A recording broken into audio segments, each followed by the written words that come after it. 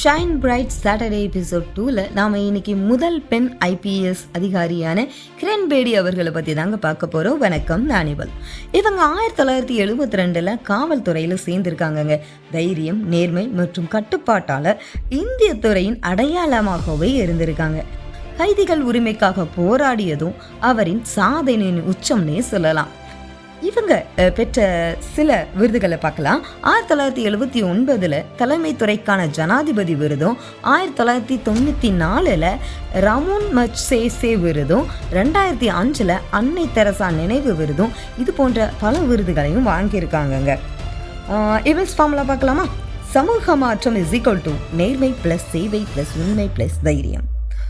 ஏன் பேசக்கூடிய பெண்களே, நன்றி செய், அது இன்றே செய், நல்லது எது என்பதை அறிந்து செய். அடுத்த சோல்ஃபுல் சண்டையில் பார்க்கலாம். நன்றி, நானிவள்.